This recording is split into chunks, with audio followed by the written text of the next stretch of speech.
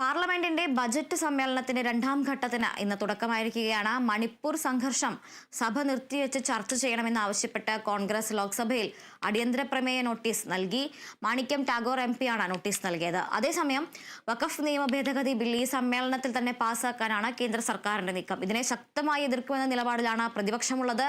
അതോടൊപ്പം തന്നെ ട്രംപിനോടുള്ള കേന്ദ്ര സർക്കാരിന്റെ സമീപനവും ഇന്ന് സഭയിൽ വിഷയമാകും. വാർത്തയുടെ വിശദാംശങ്ങളുമായി നാഷണൽ ഡെസ്കിൽ നിന്നും ആന്റണി ജിസ് ജോർജ് ചേരുന്നുണ്ട്. ആന്റണി, സഭയിൽ ഇന്ന് പ്രധാനമായും മണിപ്പൂർ സംഘർഷവും അതുപോലെ തന്നെ വഖഫ് ഭേദഗതി ബില്ല് പാസ്സാക്കുന്നതുമായി ബന്ധപ്പെട്ട രണ്ട് പ്രശ്നങ്ങളാണ് പ്രതിപക്ഷം ഉയർത്താൻ പോകുന്നത്. എന്തായാലും വഖഫ് ബില്ലിനെ ശക്തമായി എതിർക്കും എന്ന് രാവിലെ KC വേണുഗോപാൽ MP അടക്കമുള്ളവർ പറഞ്ഞിരുന്നു. ഇപ്പോൾ മണിപ്പൂർ സംഘർഷവും അതുപോലെ തന്നെ മണിപ്പൂരിൽ രാഷ്ട്രപതി ഭരണമെല്ലാം ഏർപ്പെടുത്തിയതിനു ശേഷം വീണ്ടും അത് സഭയിൽ വിഷയമാവുകയാണ്. എന്തെല്ലാമാണ് സഭയിൽ നിന്നുള്ള വിശദാംശങ്ങൾ?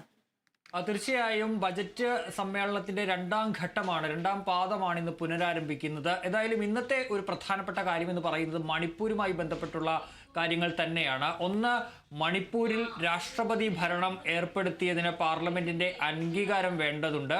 അതുകൊണ്ട് തന്നെ ഇന്ന് കേന്ദ്ര ആഭ്യന്തരമന്ത്രി അമിത്ഷാ ഒരു പ്രമേയം ഇതുമായി ബന്ധപ്പെട്ട് പാർലമെന്റിന്റെ അംഗീകാരം തേടി അവതരിപ്പിക്കുമെന്നുള്ളതാണ് മണിപ്പൂരുമായി ബന്ധപ്പെട്ടുള്ള ആദ്യത്തെ ഒരു പ്രധാനപ്പെട്ട കാര്യം. മറ്റൊന്നുള്ളത്, മണിപ്പൂരിന്റെ ബജറ്റ് കേന്ദ്രഭരണ പ്രദേശമായ ഇപ്പോൾ രാഷ്ട്രപതി ഭരണത്തിന് കീഴിലാണ് മണിപ്പൂരുള്ളത്. അതുകൊണ്ട് തന്നെ മണിപ്പൂരിന്റെ ബജറ്റ് അത് കേന്ദ്രത്തിൽ നിന്നാണ് തയ്യാറാക്കുന്നത്. അപ്പോൾ ഇന്ന് ആ ബജറ്റ് ധനമന്ത്രി നിർമ്മല സീതാരാമൻ ഇന്ന് പാർലമെന്റിന്റെ മേശപ്പുറത്ത് വെക്കുകയും ചെയ്യും. അങ്ങനെ മണിപ്പൂരുമായി ബന്ധപ്പെട്ട സുപ്രധാനമായ 2 നടപടിക്രമങ്ങളാണ് ഇന്ന് കേന്ദ്ര സർക്കാരിന്റെ ഭാഗത്തു നിന്ന് ഉണ്ടാകുന്നതെങ്കിൽ കഴിഞ്ഞ ദിവസങ്ങളിലൊക്കെ മണിപ്പൂരിൽ നമ്മൾ കണ്ടതാണ് വലിയ സംഘർഷങ്ങളിലേക്ക് പോകുന്ന സാഹചര്യമുണ്ടായി. ഇപ്പോഴും അയവില്ലാതെ സംഘർഷം തുടരുന്ന ഒരു സാഹചര്യം. അതുകൊണ്ട് തന്നെ ഈ മണിപ്പൂരിലെ സുരക്ഷാ പ്രശ്നങ്ങൾ അല്ലെങ്കിൽ സുരക്ഷാ പ്രതിസന്ധി സഭ നിർത്തിവെച്ച് ചർച്ച ചെയ്യണമെന്നാണ് ഇപ്പോൾ കോൺഗ്രസ് മുന്നോട്ട് വെച്ചിരിക്കുന്ന പ്രധാനപ്പെട്ട ആവശ്യം. അതിന്റെ അടിസ്ഥാനത്തിലാണ് മാണിക്യം ടാഗോർ അടിയന്തര പ്രമേയത്തിന് നോട്ടീസ് നൽകിയിട്ടുള്ളത്.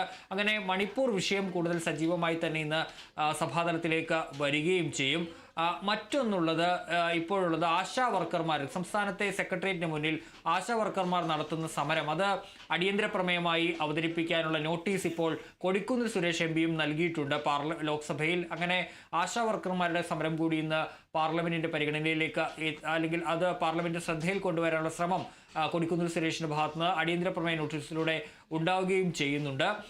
മറ്റൊന്നുള്ളത് വഖഫ് ഭേദഗതി ബില്ലാണ്. വഖഫ് ഭേദഗതി ബില്ല് ഈ സമ്മേളന കാലത്തിൽ പാസ്സാക്കാനുള്ള ഉറച്ച തീരുമാനത്തിലാണ് നിലവിൽ കേന്ദ്ര സർക്കാർ ഉള്ളത്. ഈ സമ്മേളന കാലം പൂർത്തിയാകുന്നതിന് മുമ്പ് തന്നെ ബില്ല് പാസ്സാക്കാനുള്ള ശ്രമമാണ് അവർ നടത്തുന്നത്. ഏതായാലും അതിനെ എന്ത് വില കൊടുത്തും ചെറുക്കുമെന്നുള്ളൊരു നിലപാട് പ്രതിപക്ഷവും അറിയിച്ചിട്ടുണ്ട്. അതുകൊണ്ട് തന്നെ ഈ സഭാകാലവും ഒരുപക്ഷെ കൂടുതൽ പ്രക്ഷുബ്ധമായി തന്നെ മുന്നോട്ട് പോകാനുള്ള സാഹചര്യമാണ് നിലവിൽ കാണുന്നത്. ഏതായാലും ഇന്ന് മണിപ്പൂർ വിഷയവുമായി ബന്ധപ്പെട്ട് പ്രധാനമായും ഈ പ്രമേയം, മണിപ്പൂരിൽ രാഷ്ട്രപതി ഭരണം ഏർപ്പെടുത്തിയതിന് പാർലമെന്റിന്റെ അംഗീകാരം തേടിയുള്ള പ്രമേയം കേന്ദ്ര ആഭ്യന്തരമന്ത്രി അമിത്ഷാ അവതരിപ്പിക്കും. അതുപോലെ തന്നെ മണിപ്പൂരിന്റെ ബജറ്റ് ധനമന്ത്രി നിർമ്മല സീതാരാമനും പാർലമെന്റിന്റെ മേശപ്പുറത്ത് വെക്കുകയും ചെയ്യും. ശരി ആന്റണി, പാർലമെന്റിലെ ബജറ്റ് സമ്മേളനത്തിന്റെ രണ്ടാം ഘട്ടം ഇന്ന് ആരംഭിച്ചിരിക്കുകയാണ്. ആന്റണി സൂചിപ്പിച്ചതുപോലെ തന്നെ മണിപ്പൂർ സംഘർഷം അടിയന്തര പ്രമേയമായി ഉന്നയിച്ചിട്ടുണ്ട്. അതോടൊപ്പം തന്നെ വഖഫ് ഭേദഗതി ബില്ല് നിയമമാക്കുന്നതിനാണ് കേന്ദ്ര സർക്കാരിന്റെ നീക്കം. എന്തായാലും 2 വിഷയങ്ങളും സഭയിൽ പ്രതിപക്ഷത്തിൽ നിന്ന് വലിയ എതിർപ്പ് നേരിടും എന്ന് തന്നെയാണ് വ്യക്തമാകുന്നത്. നാഷണൽ ഡെസ്കിൽ നിന്നും വിശദാംശങ്ങൾ നൽകിയത് ആന്റണിയാണ്.